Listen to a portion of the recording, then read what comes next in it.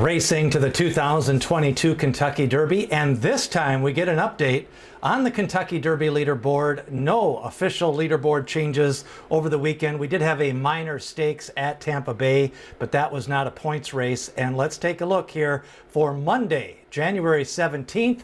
A big week of workouts. We'll talk about those in a moment, but in the Pasco Stakes, we had Mark Hamian getting the job done. Kind of an interesting trip on this one. He had the inside post position, went to the lead, was challenged on the turn. It was kind of a three-horse battle as Provocateur came up wide on him, but Provocateur, all that momentum he used to go on that wide trip, he kind of flattened out late. Catton, who was kind of the co-favorite in this race, he laid in fourth place, had a dream setup and just couldn't fire. So I think the most disappointing horse in this race was Catton, as he was bet down coming off a low 90s Brisnet Speed victory. Meanwhile, Mark Hamian, by social inclusion, picked up the win. We might see him in the Sam F. Davis or the Tampa Bay Derby. Of course, social inclusion, his big claim to fame is he beat Honor Code in an allowance race a few years back at Gulfstream Park. Now, the speed figure on the Equibase scale came back a 90 for the Pasco Stakes. That fits right in line with the preview from Turfway Park and the Sham Stakes from Santa Anita. And of course, the Smarty Jones was just an 84. So definitely puts them in the mix. Again, at this time of the year, you're going to start seeing Equibase speed figures in the mid-90s. Derby leaderboard, no change in the standings from last week. Papa Cap getting ready to roll at the Lecomte. That'll be next Saturday, race number 14. And then still no word on Jack Christopher. He's back at the track, but no official workouts yet. Smile Happy looks like he's going to be running in the Holy Bull Stakes, and Major General had his second work back. Now the prep season continues. We got the Lecomte Stakes on Saturday. We've got a preview up of that. You can see that at the link above. We're also going to have a preview of the Silver Bullet Day for the Oaks. And then meanwhile, February 5th, we go to the Holy Bull, the Sam F. Davis, the Robert Lewis, and we start to get into it with the Withers Stakes as well. Now, we did have a maiden race at Tampa Bay on Friday. Chad Pletcher sent out the top two finishers. Interestingly enough, both these horses were by Quality Road. They ran within a half a length of one another, with Shinnecock Hills getting the victory over McCollin. I thought overall a little bit above average race. Todd Pletcher, when he can't get a race to feel like Gulfstream, does go down and raid some of these Tampa Bay maiden races to kind of spread out his horses. So I wouldn't be surprised if we see either one of those two horses come back. Shinnecock Hills maybe in the Sam F. Davis, Tampa Bay Derby, or maybe go out of town as well. But above average pedigrees on both these horses, and overall a solid race at Tampa Bay.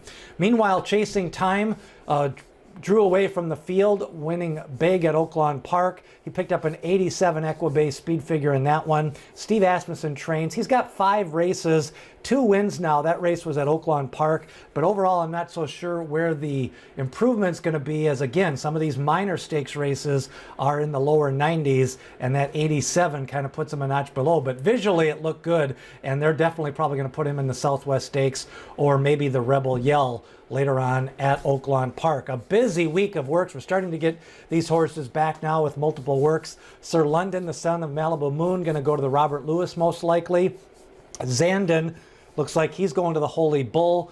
Major General with 2 workouts. McLaurin Vale, a maiden winner at Santa Anita, he had a 4-furlong workout. Doppelganger back on the work tab after his maiden win. And then we've got Slow Down Andy pointing to the Robert Lewis for Doug O'Neill. Early voting back on the work tab for Chad Brown. He won a maiden race at Aqueduct a few weeks ago. And then Wharton, a winner by Candy Ride, he worked out 4 furlongs. Also on the tab, big workout of the weekend was maybe Tiz the Bomb and Smile Happy, working in company at Gulfstream Park. Trainer Ken McPeak announcing that both those horses are most likely going to run in the Holy Bull Stakes in a couple of weeks. Tiz the Bomb, of course, going turf to dirt, but Smile Happy, I think a lot of people like that horse. Be interesting to see how he fits in that Holy Bull. Stellar Tap, you may remember him. He was favored at Churchill Downs last year as a 2-year-old, ran at Saratoga. He's trained by Steve Asmussen. He is running in a Saturday allowance race at the fairgrounds, and probably the winner of that race will point towards the Risen Star, or maybe Rebel Stakes at Oaklawn Park. Messier back on the work tab. We'll see if we see him at Robert Lewis Stakes or maybe the Southwest Stakes for trainer Bob Baffert. And then High Oak, the winner of the Saratoga Special, who chipped a knee in his outing after that in the Hopeful Stakes. He's had a couple of workouts now. Not sure where he's going to reappear, but High Oak back on the work tab. He's got 3 workouts after spending some time off.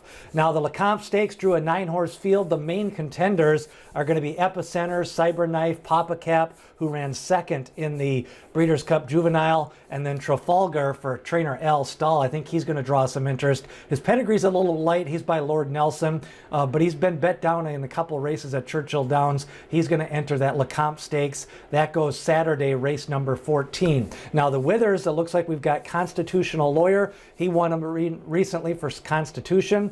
God of Love and Smarten Up, winners in the recent race in the Jerome Stakes, along with Courvoisier and then Cook Creek. So God of Love ships in for Woodbine for trainer Mark Cassie. Of course, a 1.125 miles for the Withers Stakes kind of brings out those long fused runners, and then it preps them for the 1.125 miles Wood Memorial. Now the Holy Bull looking like it's going to be always kind of the first traditional start of a big race for the Kentucky Derby Trail. Giant game for Dale Romans, Classic Causeway back on the workout tab, Simplification, a recent winner at Gulfstream Park, and then Zandon for trainer Chad Brown. Mo Donegal also might point there for trainer Todd Pletcher, and then Ken McPeak announcing that Smile Happy and 'Tis the Bomb. So that race could come up pretty strong. We're starting to get into the meat of the schedule now. The Lecomte Stakes, the Southwest Stakes, and Holy Bull up next. And then we've also got the Robert Lewis and Sam F. Davis. A lot of workouts on the tab. We'll get you up to date on all of those next week as we start to get into the meat of the Triple Crown, Kentucky Derby points races, and the 3-year-old scene as we race you up to the 2022 Kentucky Derby.